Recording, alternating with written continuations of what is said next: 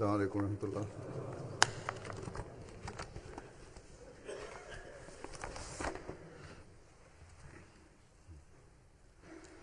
أشهد أن لا إله إلا الله وحده لا شريك له وأشهد أن محمدا عبده ورسوله أما بعد فأعوذ بالله من الشيطان الرجيم بسم الله الرحمن الرحيم الحمد لله رب العالمين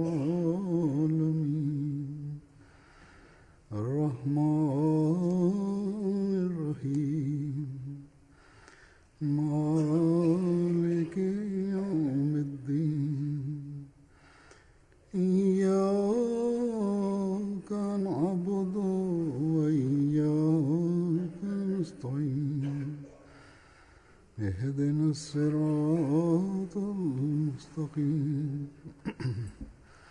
صراط الذين أنعمت عليهم غير المغضوب عليهم ولا الضالين. وبستانية مسیح علیہ الصلوۃ والسلام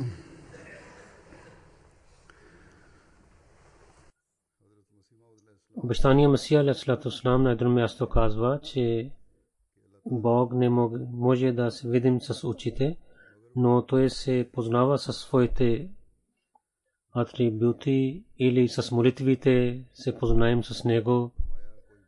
Някой ако ще казвам, че е царе, но има такива времена, когато има проблеми, когато няма сила да прави нещата и не знае, че какво да върши. Тогава само молитвата помага на него и има успех чрез молитвата.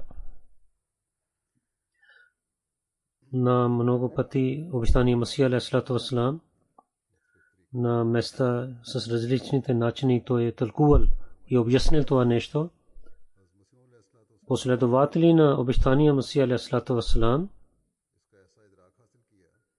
те бяха с него и те вярваха в молитвите и такава сила имаха те, че другите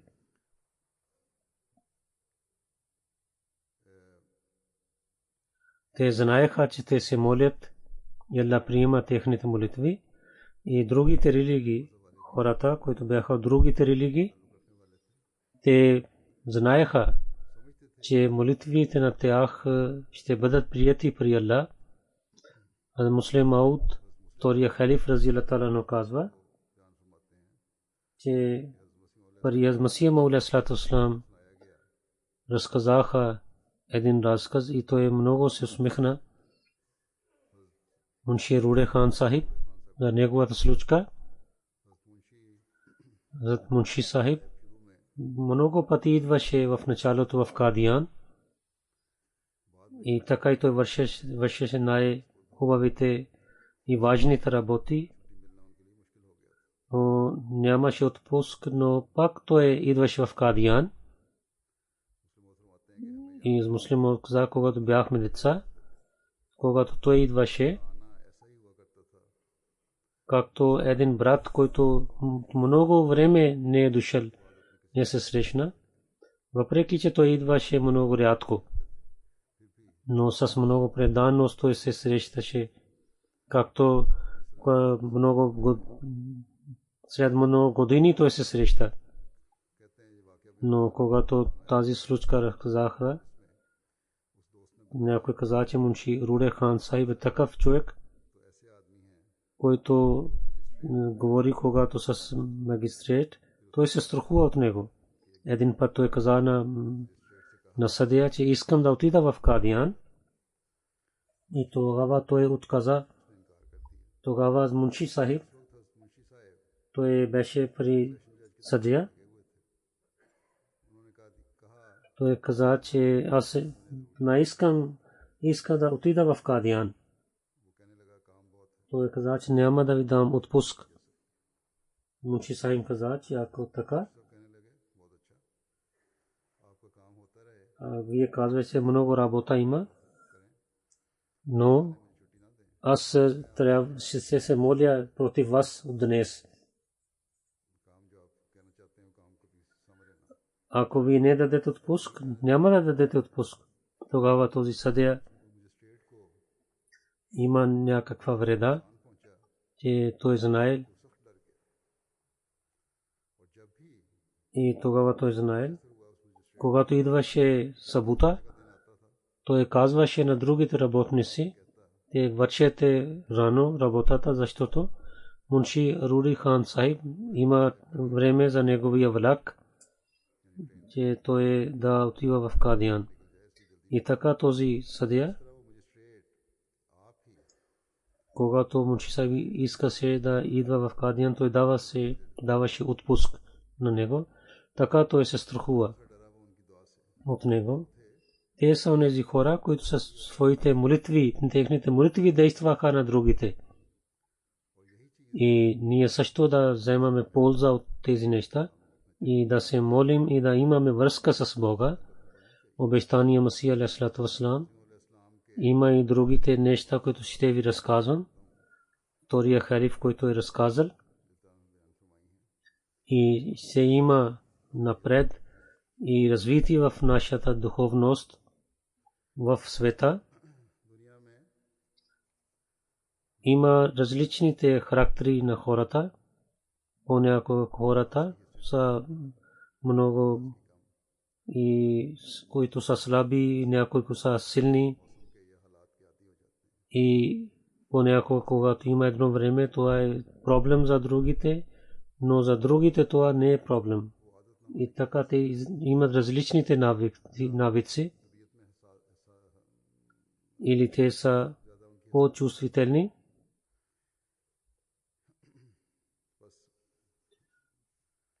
В зимата или в лятото или за мризмата те имат различните неща и чувства. И тези чувства правят разлика между хората. И така чрез тях човек е чувствителен за зимата и за лятото.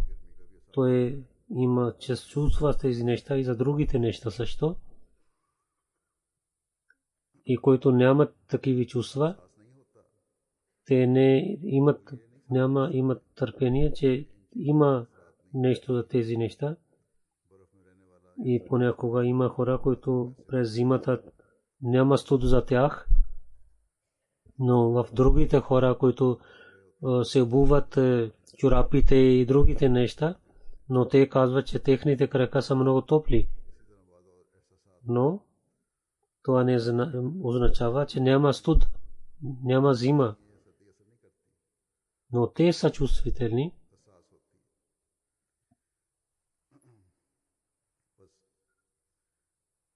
Тези неща действат на хората.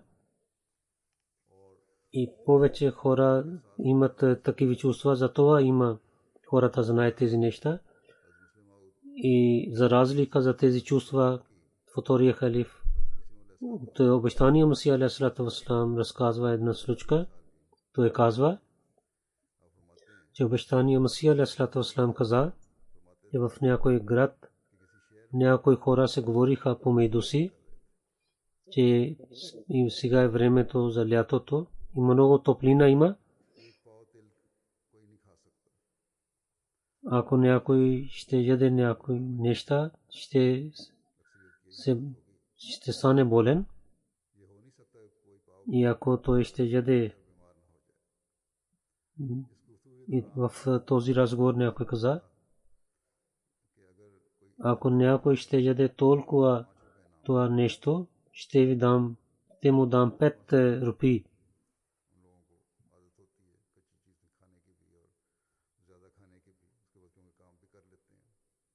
И има и такива хора. И там беше един земеделец, който беше много строг, много силен. И той се чудваше, че може да ядем такава вкусно нещо и да има награда за 5 рупи. И така той питал,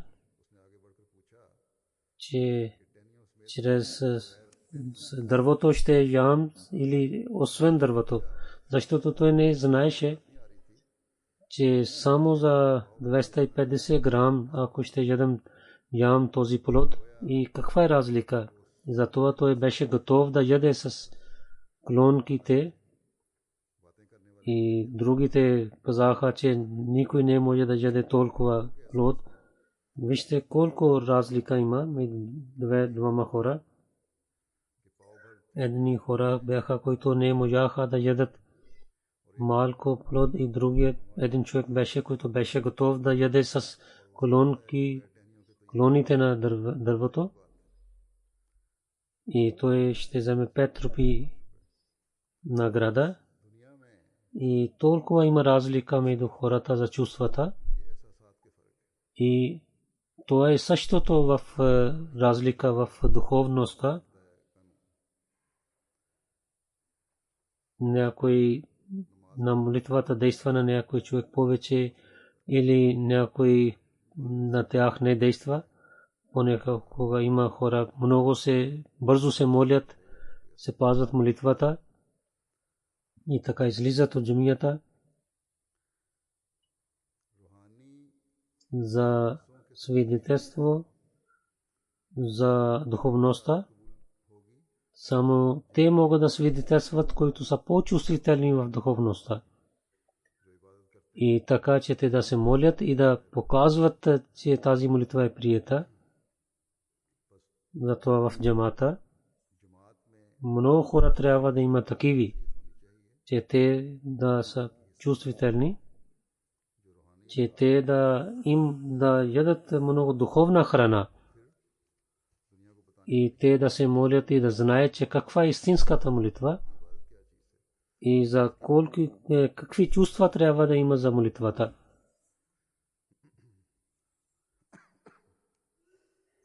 А за Муслим Мауд, втория халиф разияллаху та'ала анху, нека Аллах да е доволен от него, разказва една случка, който разказваше първия халиф разияллаху та'ала анху.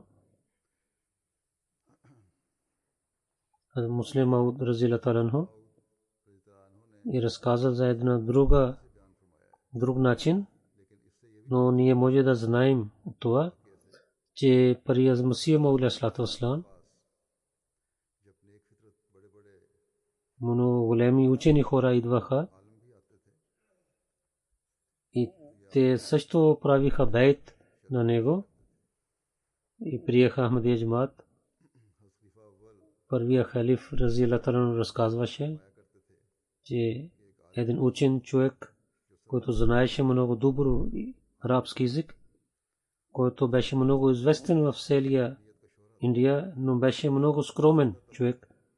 Ако някой може да гледа на него, но външния вид не може да знаеше, че той е толкова голям учен човек. Неговото име беше Молви Хан Мухаммад Сахиб. Той е слушал за претендирането на обещания Масия алейхиссалату вассалам. Така е той дошъл в Кадиян и когато се върна, той отиде в Лахор и иска срещна с Молви Гулам Ахмад Сахиб. Той в една джамия тълкуваше Коран. Той беше студент на Хан Мухаммад Сахиб. Молви Гулам Ахмад също беше учен човек. И хората на Лахор бяха богати. И така Молви Гулам Ахмад Сахиб също беше богат. И стотици студенти бяха при него. Когато Молви Хан Мухаммад Сахиб отиде в Сарската джамия, той не знаеше, че колко той е велик човек. Гледайки неговия външния вид и обикновените дрехи, той е знаел, че мислил, че той е обикновен човек. Той е питал, че откъде си дошъл. Той е казал, че от Кадиян. Той е очудвайки каза, че от Кадиян ли? Той е каза, да, от Кадиян съм идвам. Защо идваш от Кадиян? Той е каза, че отидох да правя бейт на Мирза Сахиб. Той е каза, че ти толкова си голям човек и какви атрибути си гледал в него. Тогава Молви Хан Мохамед Сахиб каза на панджаби,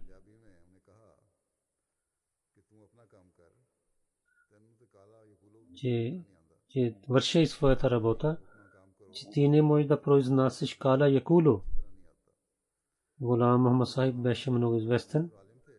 Когато Молви Хан Мохамед Сахиб каза така, и така се ядосваха студенти на Молви Гулам Мохамед Сахиб. Тогава те казаха на този, че о стария човек, какво си казал? Тогава Молви Сахиб каза, че мълчайте, не казвайте нищо, каквото той казва, то е истината. И така много известни хора отидоха в Кадиян и правиха бейт на обещания Масия алейхиссалату вассалам. И така втория халиф разказва една случка, че по времето на обещания Масия алейхиссалату вассалам един арабин дойде. Тези хора идват и питат въпроси. Когато той искаше да се върне, обещания Масия алейхиссалату вассалам дар няколко пари за път, но той каза, че няма да взема. Че слушах, че вие претендирахте, че сте дошли от Бога, за това съм дошъл. За парите не. И няма. Обещания Масия каза, че хората идват и искат пари. И обещания Масия алейхиссалату вассалам каза, че изоставяте няколко дни и така той стана. Тогава обещания Масия алейхиссалату вассалам каза на някои хора да проповядват на него, но те проповядваха и той нищо действаше на него. Някой каза, че той не иска да пита и той иска да знае истината. И в днес, които стават арабите Ахмади, те също имат такива чувства. Тогава обещания Масия алейхиссалам се молил и Аллах каза, че Аллах ще напътства на него. И същата нощ той нещо действа на неговото сърце и той прави бейт и така се върна. На Хаджлак муслима отказа, че той проповядва на много хора. Хората биха на него, но така той ставаше и проповядваше на другите хора. Истината е това. Когато Аллах отваря сърцата, тогава те прие исляма и такава сила те имат, че те не се страхуват от другите. И така и разказва една друга случка. По времето на обещания Масия алейхиссалату вассалам един англичанин приел исляма. Александър Ръсъл беше неговото име.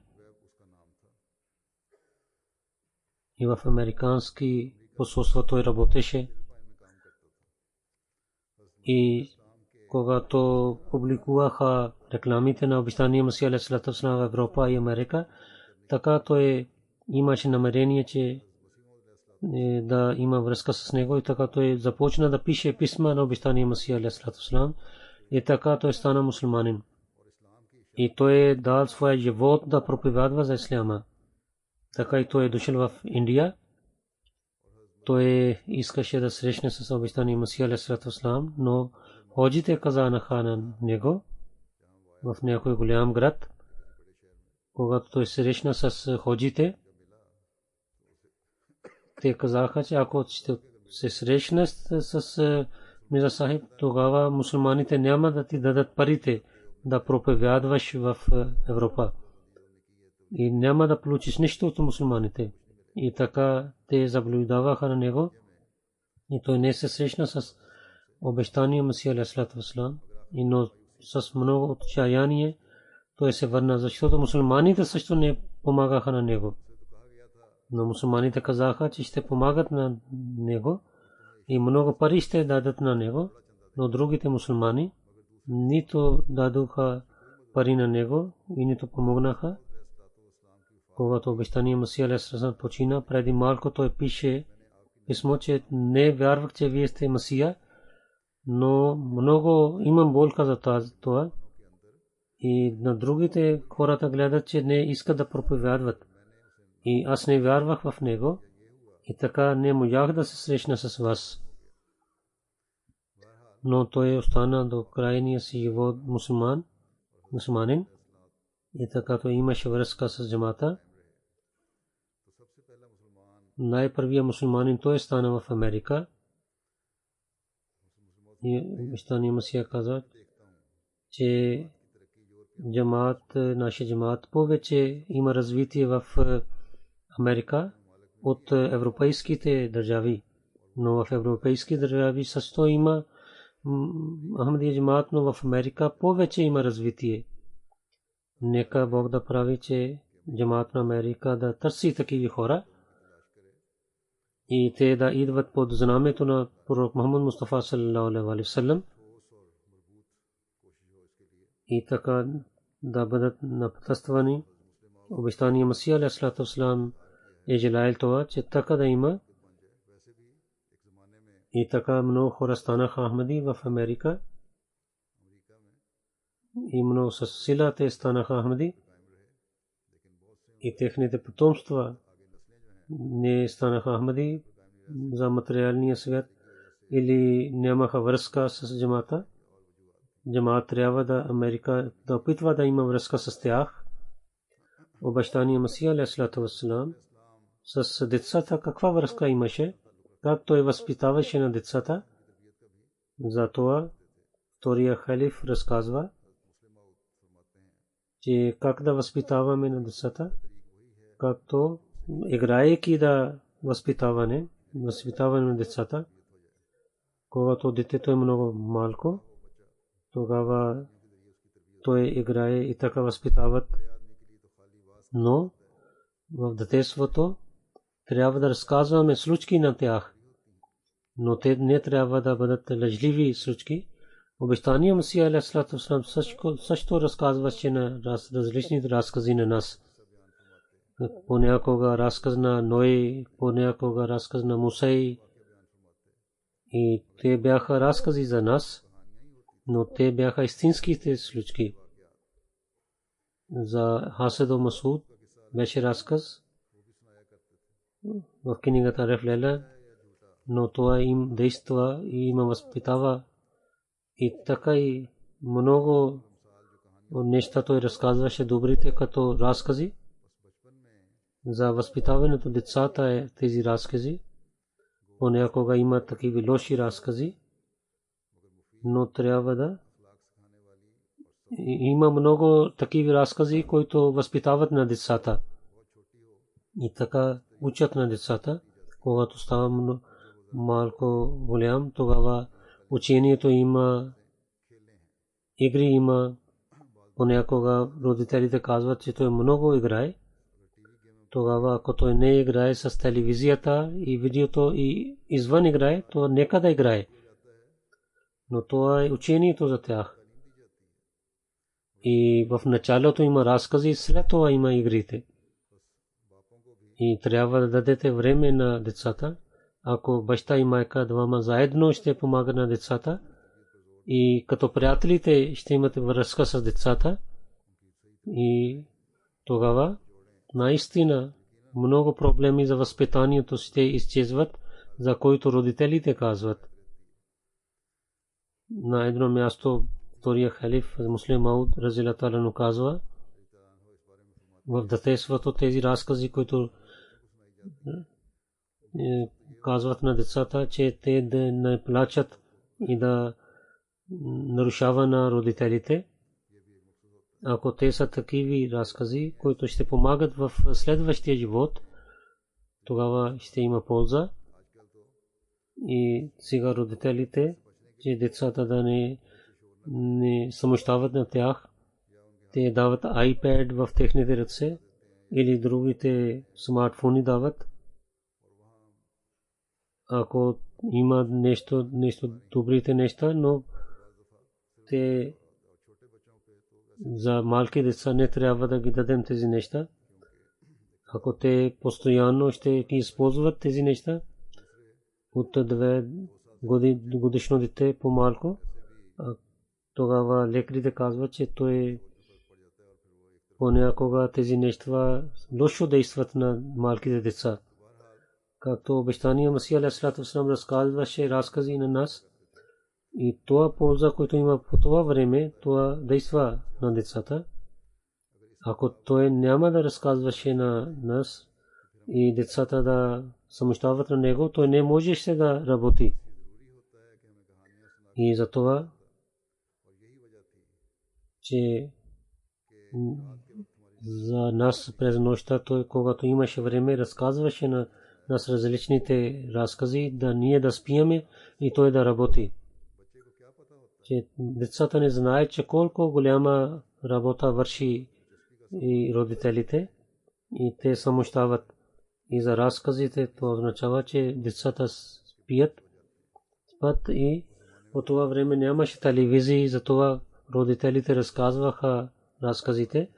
Сега има такива неща, родителите не трудят и така и те нямат силна връзка с децата. Те трябва да дадат внимание за това. Тори халиф разказва, че се нуждаем от такива разкази. Това е много важно нещо за възпитанието. Това има полза, че детето има интерес и той спие така. И родителите искат да ги смущава и те разказват на децата. И ако един разказва, другия работи и с много спокойствие те работи.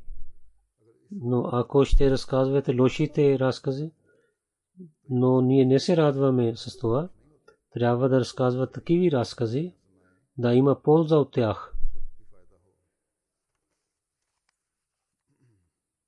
Разказвайки тези неща, трябва да има такива приятели, които да не нарушават възпитанието. Втория халиф разказва една случка,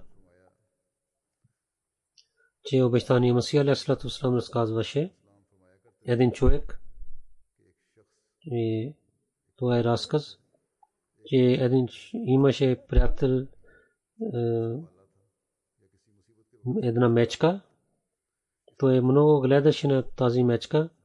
Това е един разказ, но то е за възпитанието някой направил.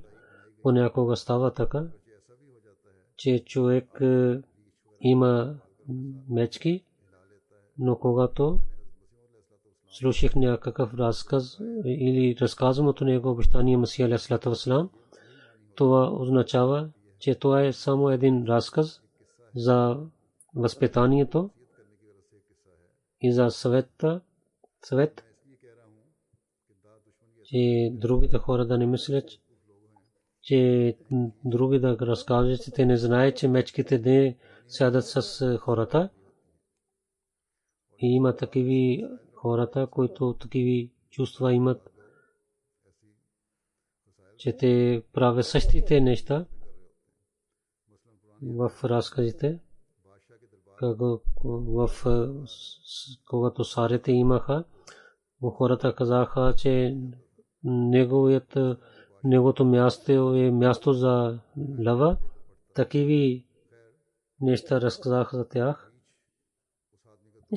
Един мечка идваше при един човек, когато неговата майка стана болна, и той там беше, помагаше на своята майка, и той излиза от там и той каза на мечка да помага на моята майка, и така той започна да прави тази работа. Но има разлика между ръката на човека и на животното и той не може да прави така, както човек може да. Така той на мухите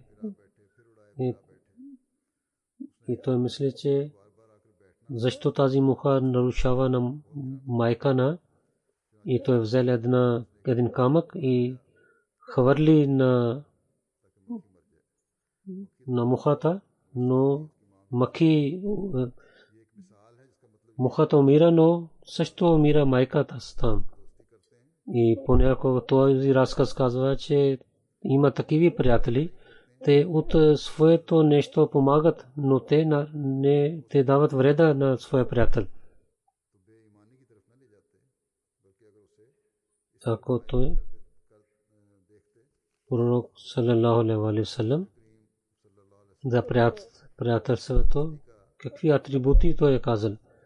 И помагайте на своя брат, дали той е жесток или е добър. Последователите казаха, че какво означава, как да помагаме на един жесток човек.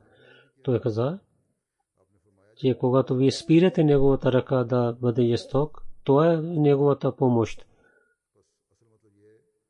Че това означава, че не винаги да помагате на своите приятели. И както той иска, така да вървете и правете. Но истинското приятелство означава, че мислите каква полза има за приятел. Ако няма да вършите така, тогава вие нарушавате на него и вреда има за него. Много хора не мислят това нещо. Втория халиф дали един пример в Кадиян, когато той разказал, че един човек има кавка с някой друг, неговия приятел, без мислейки, само да помага на своя приятел или за измама, затова той също включва в тази кавка. Първият човек беше добър, той изостави тази кавка, но този приятел, който за своя приятел идваше в кавката, той изостави своята религия, където тези приятелство докарва до близостта на Бога, но там също дават вреда и имат проблеми чрез тези приятелства. Затова винаги да помагате на приятелството, да мислите и да имате търпение и мислейки да вършите работата. Втория халиф казва, че помня, че обещания Масия алейхиссалату вассалам разказваше тази мечка. Той имаше приятел на един човек и жената му имаше кафга на него, че ти дали си човек, ти имаш мечка приятел. Един ден някой тогава мечката взел една сабия. Той каза, тогава мечка каза, че убивай на мен с тази сабия. И това е един разказ. В разказите мечките говорят с хората. И така и хората стават като животните. Но мечката каза, че убивай на мен с тази сабия. И той е така уби на искал да уби и така мечка стана ранен и след една година той се върна и той гледал, че няма рана на него. Тогава мечката каза, в джунглата има някакви нещата, с тях с лекувал, но тези думи, които разказваше на твоята жена, от тях имам раната в своето сърце. И понякога има рана от сабията, което може да поправи, но с езика има такива рани, които не могат да поправят. И затова в обществото винаги всички да гледат и да уважават на другите и да не такива и неща говорят, които раняват на другите. Винаги тези неща помнят всичките Ахмади.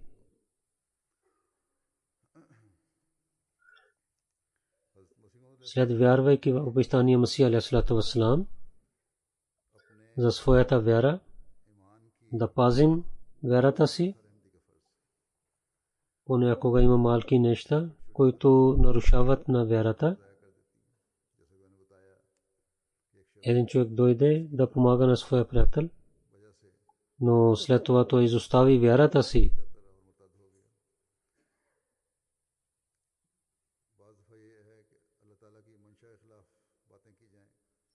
Понякога така става, че Бог така иска от нас. Понякога човек изостави своята религия. Затова винаги погледнете себе си. Муслим Мауд разилата лан казва, че има пример в този разказ.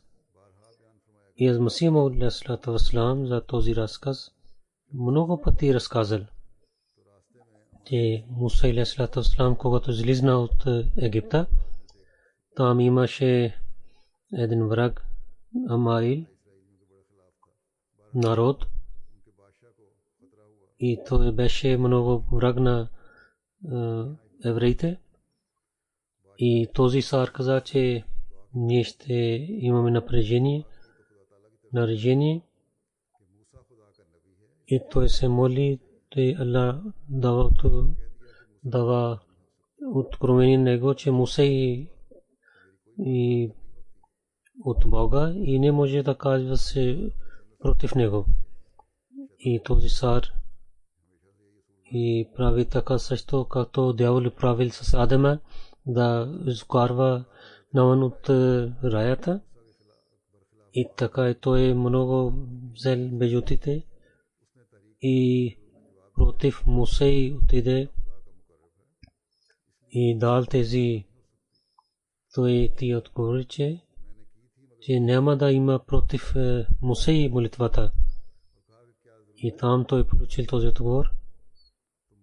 Но той каза, че дали същите неща ще имат, ти трябва да се молиш. И най-накрая той беше готов да се моли против Муса. Той отиде на едно, две или три места и можеше така да стане, че да излиза неговата вера от него. Той каза, когато той се моли против Муса, там имаше една болест в пари народа на Муса и неговата вера беше слаба. И защото това беше за малко време тази вреда на народа и той, който беше много известен, и неговата вера излиза като гълъб от него. Защото Бог му каза, че да не молиш против този пророк, но той се моли и така има. Той се моли против Муса и така неговата вера излиза от него и тази вера не беше за Бога. Това е един разказ, но това означава, че ако гълъб излиза от ръцете, така и излиза вяра от неговото сърце. Затова вярата с труд идва, с ятва идва и само с един изречение то изчезва. Затова и да има развитие в вярата, трябва труд. Това е обикновено нещо, че само с едно изречение и против Бога, когато човек говори така, той изостави своята религия. Затова се нуждае, че човек винаги да гледа себе си за съпоменаването на Бога. Обещания Масих алейхиссалату вассалам, втория халиф, казва, че обещания Масих алейхиссалату вассалам казваше това изречение на някой набожен човек, че човек трябва да работи със своите ръце, но неговото сърце трябва да има към Бога. И така има някой питал, че колко пъти да споменава на Бога, че да искаш да споменаваш на Бога и да броиш, то не е така.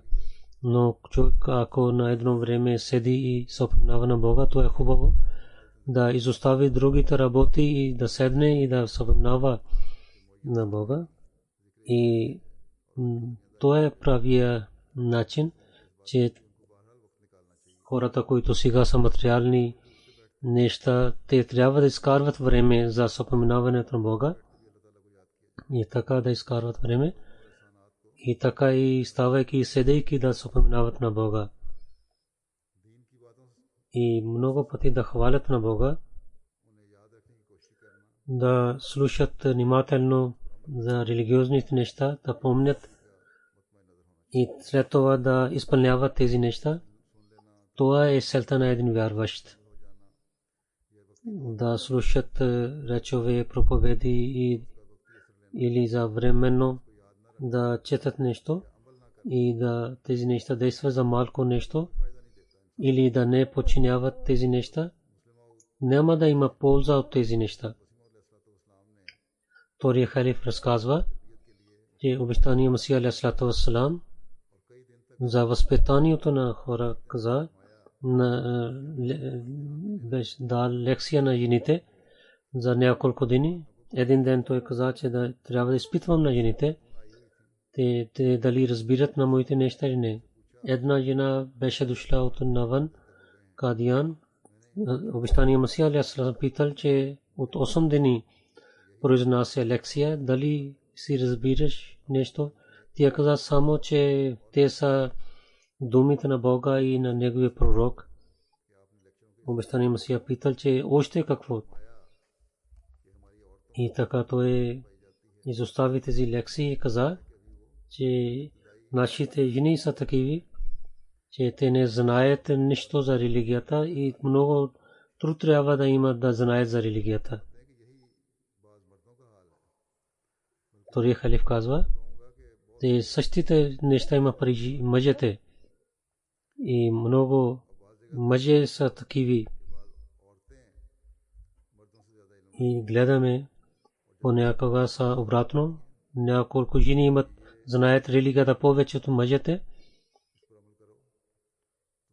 И когато те казват на мъжете, това е религията, да подчинявате. И мъжете казват, че религията много разказва. И ние така ще вървим, както ние ще желаем. Трябва да помните, че ако такава гордост има, тогава няма да има развитие. И така човек изоставя своята религия. Вторият халиф разказва, че гледайте на последователи, денонощно те подчиняваха на пророк саллалаху алейхи ва саллям и винаги бяха готови да подчиняват. И малки неща и големите неща те гледаха и изоставиха света и да подчиняваха на пророка. И книгите на обещания Масия алейхиссалату вассалам да четете, да имат полза от тях. Това е едно задължение на джамата, но трябва да помнете, само за вкуса, ако ще четете, няма да има полза. За подчинението трябва да имате внимание. Ако само за вкус четете целия Коран, няма да имате полза. Но ако заради Бога ще четете и за неговата любовта ще четете един път Субханаллах, ще има развитие във вярата. Обещания Масия алейхиссалату вассалам в едно събрание каза, че понякога ние хвалим на Бога, само един път казваме Субханаллах, имаме много развитие в духовността. Един млад човек слушал това и той дойде при втория халиф и каза, че дали знаеш, че Хазур какво каза? Той нямаше опит. Но аз бях 18 или 19 годишно момче, но имах много опит. И когато слушах от него тези думи, каза, че понякога става така. Каза, че понякога гледах, че един път рецитирах Субханаллах и мислех, че моята духовност пристига до небето, защото това излиза от сърцето, този Субханаллах. слушайки той каза ла хавла вала куввата илля биллахи алиyyil азим, защото той не мислеше за темата на Субханаллах. Той казваше, че когато той казваше Субханаллах, той не получаваше нищо. Но когато аз казах, много пъти така стана. Казах Субханаллах и чувствах, че преди бях нещо друго и сега съм нещо друго. Пророк саллаллаху алейхи ва саллям с много добър начин обяснил тази тема. И не четох до тогава Бухари. Пророк саллаллаху алейхи ва саллям каза, Хазур цитира една традиция. Две изречения са такива, които Бог обича. Много са не тежат на езика. Много лесно начин човек да ги чете.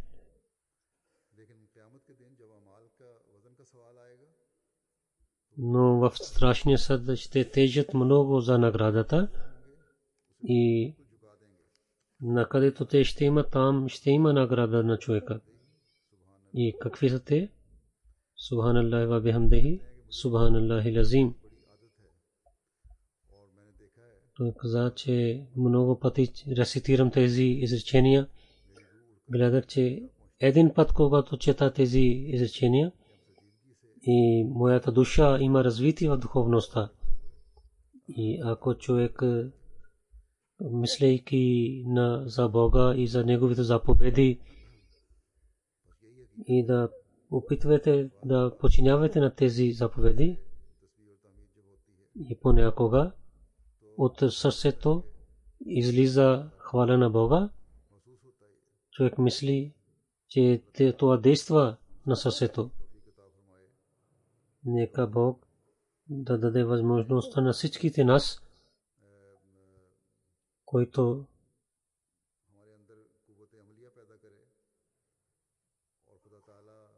че ние да подчиняваме заповедите и да получаваме благословието на Бога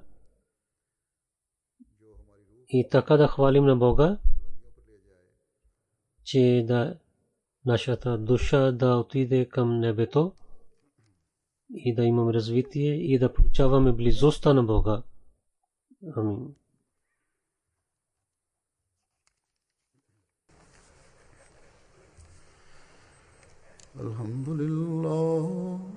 Alhamdulillah, nahmaduhu wa nasta'inuhu wa nastaghfiruhu wa nu'minu bihi wa natawakkalu alayhi wa na'udhu billahi min shururi anfusina wa min sayyiati a'malina.